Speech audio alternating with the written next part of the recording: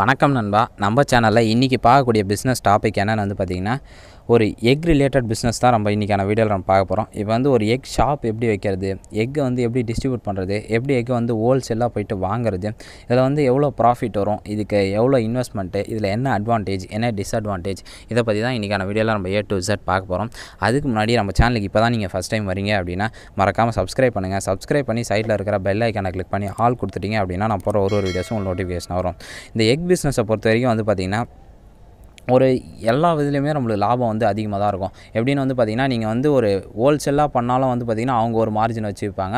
அப்புறம் வந்து பார்த்திங்கன்னா இதுவே வந்து பார்த்திங்கன்னா உற்பத்தி பண்ணுறவங்க வந்து அவங்க சம் அமௌண்ட் ஆஃப் மார்ஜின் வச்சு விற்பாங்க. ஆனால் இதில் வந்து பார்த்திங்கன்னா வைக்கிற மார்ஜின்லாம் ரொம்ப கம்மியாக தான் வைப்பாங்க. ஒரு 10 பைசா இந்த மாதிரி தான் வைப்பாங்க.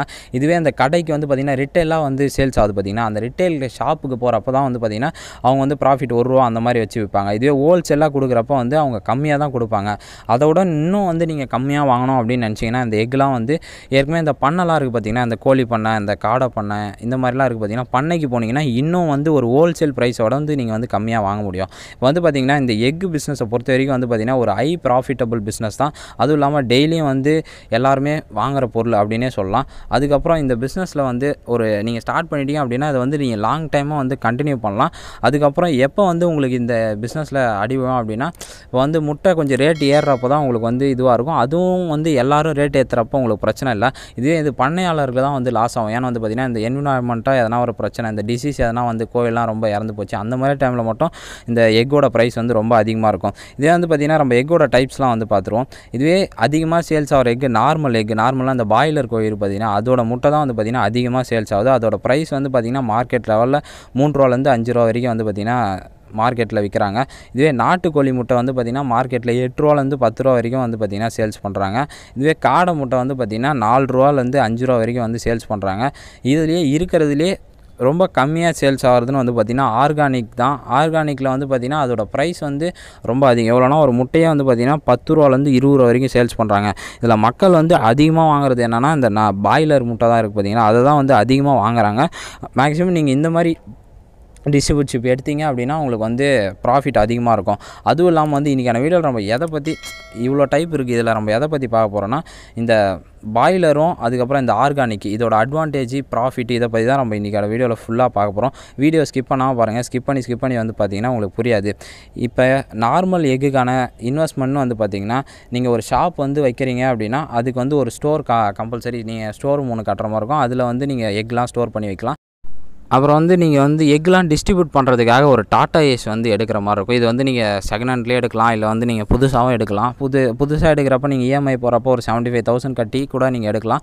அதுவே ஃபுல் அமௌண்ட் வந்து பார்த்திங்கன்னா ஒரு 3.5 lakhs கிட்ட வரும். நீங்கள் EMIயில் போட்டு ஒரு 3 EMIயில் கூட நீங்கள் கட்டிடலாம். அதுக்கப்புறம் வந்து பார்த்திங்கன்னா இதுக்கு நீங்கள் முட்டைக்குன்னு சொல்லிட்டு நீங்கள் தனியாக ட்ரேட் வந்து வாங்குற மாதிரி இருக்கும். இந்த ட்ரே வந்து பார்த்திங்கன்னா ஒரு ட்ரே ₹15 வரும். இதுவே வந்து ஒரு 300 ட்ரே நீங்கள் வாங்குறீங்க, ஒரு 10,000 முட்டை வந்து அடுக்கிற அளவுக்கு வாங்குறீங்க அப்படின்னா ஒரு ₹4,500 கிட்ட நம்மளுக்கு செலவாகும். அதுக்கப்புறம் நம்ம முட்டை வாங்குறதுக்காக கையில் எவ்வளோ காசு வச்சுருக்கணும் அப்படின்னா ஒரு ₹50,000 கிட்ட நீங்கள் வந்து ரொட்டீனாக முட்டை வாங்குறதுக்காக வச்சு அதர் எக்ஸ்பென்சிவ் வந்து நான் 10,000 போட்டிருக்கேன். ஓவரால் இன்வெஸ்ட்மெண்ட் வந்து பார்த்திங்கன்னா 1,40,000 கிட்ட வரும். இது வந்து எந்த ஒரு அட்வான்ஸு ஷாப் ரெண்ட்டு எதுவுமே இல்லாமல். அப்புறம் வந்து பார்த்திங்கன்னா இதுக்கு என்ன ப்ரொசீஜர்னு வந்து பார்த்திங்கன்னா FSI நீங்கள் வந்து சப்மிட் பண்ணுற மாதிரி இருக்கும். ஏன்னா இது ஃபுட்டுன்றதால. அப்புறம் GST வந்து சப்மிட் பண்ணுற மாதிரி இருக்கும். அப்புறம் ஒரு கரண்ட் அக்கௌண்ட் வந்து நீங்கள் வைக்கிற மாதிரி இருக்கும். கரண்ட் அக்கௌண்ட் எதுக்காகனா நீங்கள் எதனா லோன்ஸ் இந்த மாதிரி பண்ணுறப்போ உங்களுக்கு வந்து அது பெனிஃபிட்டாக இருக்கும். இதுவே GST வந்து நீங்கள் பண்ணுறீங்க செப்பரேட்டாக ஒரு கம்பெனியாக பண்ணுறீங்க, இது அந்த மாதிரி பண்ணுறப்போ உங்களுக்கு வந்து யூஸ்ஃபுல்லாக இருக்கும். இதுக்குன்னு சொல்லிட்டு ஒரு மேன் பவரே உங்களுக்கு தேவை. இதுவே வந்து பார்த்திங்கன்னா நீங்கள் ஓனராக இருக்கீங்க, நீங்களே ட்ரைவ் பண்ணுவீங்க, பர்ச்சேஸ் பண்ணுறீங்க, சேல்ஸ் பண்ணுறீங்க, கேஷ் கலெக்ஷன் பண்ணுறீங்க அப்படின்னா உங்களுக்கு வந்து ப்ராஃபிட் அதிகமாக இருக்கும்.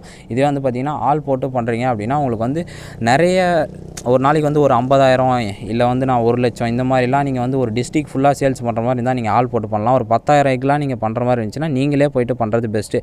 உங்களுக்கு ஒரு அசிஸ்டண்ட் வச்சுக்கலாம். அவங்கள கூட வச்சுக்கிட்டே நீங்கள் வந்து பார்த்திங்கன்னா அவரை வச்சு எக்கு கலெக்ட் பண்ணிக்கலாம். நீங்கள் போய்ட்டு டிஸ்ட்ரிபியூஷன் கலெக்ஷன் எல்லாமே வந்து நீங்கள் பார்த்துக்கலாம். அப்போ வந்து உங்களுக்கு வந்து ப்ராஃபிட் இருக்கும். இதுவே வந்து ரொம்ப அதிகமாக வந்து நீங்கள் ஒரு நாளைக்கு வந்து கொடுக்குறீங்க, டிஸ்ட்ரிபியூட் பண்ணுறீங்க அப்படின்ற பட்சத்தில் மட்டும் நீங்கள் வந்து ஒர்க்கர்ஸை வச்சுக்கங்க. ஏன்னா இந்த தொழிலை பொறுத்த வரைக்கும் ப்ராஃபிட் மார்ஜின் பார்த்திங்கன்னா ரொம்ப கம்மி தான். அதை நான் வீடியோவில் சொல்கிறேன். அதேமாதிரி வந்து பார்த்திங்கன்னா ஒர்க்கு டைமிங் வந்து பார்த்திங்கன்னா டெய்லியும் தான் ஒர்க் பண்ணுற மாதிரி இருக்கும். ஏன்னா மார்னிங் ஈவினிங் எனி டைம் வந்து பார்த்திங்கன்னா எக் வந்து கேட்டுகிட்டே தான் இருப்பாங்க. அதேமாரி வந்து பார்த்திங்கன்னா எவ்ரிடே வந்து பார்த்திங்கன்னா நீங்கள் கேஷ் வச்சுக்கிட்டே தான் இருக்கிற மாதிரி இருக்கும். ஒரு 50,000 எப்பயுமே நீங்கள் வாங்குறதுக்காக வச்சுக்கிட்டே இருக்கிற மாதிரி இருக்கும். அதேமாரி உங்களுக்கு கஸ்டமர்ஸும் வந்து பார்த்திங்கன்னா உடனே பேமெண்ட் கொடுத்துருவாங்க. ஏன்னா இந்த முட்டைக்காகலாம் யாருமே வந்து பார்த்திங்கன்னா பெண்டிங்லாம் வைக்க மாட்டாங்க. அதேமாரி வந்து நீங்களும் வந்து வாங்குறப்ப நீங்கள் ஹோல்சேலாக எடுக்கிறப்ப என்ன பண்ணணும்னா நீங்கள் போய் ஃபுல் கேஷ் கொடுத்துட்டு வந்து வாங்குங்க. அப்போ தான் வந்து பார்த்திங்கன்னா உங்களுக்கு இந்த அலுவன முட்டை இந்த மாதிரிலாம் வராது. நீங்கள் ஓவராலாக போய் அப்படியே வாங்குறீங்க, காசு இல்லாமல் வந்து வாங்குறீங்கன்னா இதெல்லாம் வந்து உங்களுதில் மிங்கிள் பண்ணி விட்டுருவாங்க. நம்ம நெக்ஸ்ட்டு பார்க்க போகிறது என்னென்னு வந்து பார்த்திங்கன்னா சேல்ஸ். இப்போ வந்து நீங்கள் ஒரு நாளைக்கு 10,000 முட்டை மினிமமாக விற்கிறீங்க அப்படின்னா ஒரு முட்டைக்கு உங்களுக்கு 10 பைசா கிடைக்கும். ஒரு நாளைக்கு வந்து 1000 ரூபா கிடைக்கும். இதுவே வந்து பார்த்திங்கன்னா மாதத்துக்கு ஒரு 30 நாளைக்குன்னு பார்க்குறப்போ உங்களுக்கு ஒரு 30,000 கிடைக்கும். இதுவே வந்து நீங்கள் சேல்ஸ் வந்து அதிகமாக பண்ணுறீங்க அப்படின்னா உங்களோட ப்ராஃபிட் அதிகமாக இருக்கும். இந்த பிஸ்னஸில் என்ன சேலஞ்சுன்னு வந்து பார்த்திங்கன்னா இப்போ வந்து எக்கை நீங்கள் ஒரு 10 நாளைக்கு மேலே வச்சுருந்தீங்க அப்படின்னா அது வந்து ஒரு ரொம்ப நாள் வச்சுருந்தீங்க அப்படின்னா அது வந்து யாரும் வாங்க மாட்டாங்க. அது வந்து அழிவு போயிடும். அதுவே உங்களுக்கு ஒரு லாஸ் ஆகிடும். அதுக்கப்புறம் வந்து பார்த்திங்கன்னா இந்த எக்கை வந்து நீங்கள் ஒரு 10,000 எக்கு பர்ச்சேஸ் பண்ணுறீங்க அப்படின்னா அதில் ஒரு 50 எக்காவது உடையிறதுக்கு இருக்குது. இதான் நம்மளுக்கான டிஸ்அட்வான்டேஜ். அப்புறம் வந்து பார்த்திங்கன்னா இது ஆர்கானிக்லாம் நீங்கள் வாங்குறீங்க அப்படின்னா ஆர்கானிக்லாம் ஆல்ரெடி பேக் பண்ணியிருப்பாங்க. பேக் பண்ணி அதில் வந்து பார்த்திங்கன்னா இதோட டேட் எல்லாமே போட்டு வச்சுருவாங்க. இதுக்குள்ளே அதை விற்றுறணும் அப்படின்னு சொல்லிட்டு. முட்டையை பொறுத்த வரைக்கும் நீங்கள் எவ்வளோ குயிக்காக வந்து விற்கிறீங்களோ அந்தளவு தான் உங்களுக்கு ப்ராஃபிட். ஏன்னா வந்து ஒரு முட்டையை வந்து லாங் டைம் வச்சுருந்தீங்க அப்படின்னா அது வந்து அழுவி போயிடும். அது வந்து பார்த்திங்கன்னா உங்களுக்கு தான் நஷ்டம். அதுக்கப்புறம் நெக்ஸ்ட்டு நம்ம பார்க்க போகிறது என்னென்னா அதர் எக்ஸ்பென்சிவ். இப்போ வந்து நீங்கள் ஷாப் வச்சுருக்கீங்க, இந்த எக்லாம் ஸ்டோர் பண்ணுறதுக்கு வச்சுருக்கீங்கன்னா அதுக்கான ரெண்ட்டு, அப்புறம் டாட்டா ஏஸ் வச்சுருக்கீங்களா அதுக்கான ரெண்ட்டு, அப்புறம் ஒரு அசிஸ்டண்ட் வச்சுருக்கீங்க அதுக்கான செலவு தான் நம்மளுக்கு. அப்புறம் நம்மளுக்கு ப்ராஃபிட்னு வந்து பார்த்திங்கன்னா நம்மளே எல்லாத்தையுமே பார்த்துக்கிட்டோன்னா நம்மளுக்கு வந்து பார்த்திங்கன்னா இதெல்லாம் செலவெல்லாம் போக நம்மளுக்கு ஒரு மினிமம் ஒரு 20,000 கிடைக்கும்.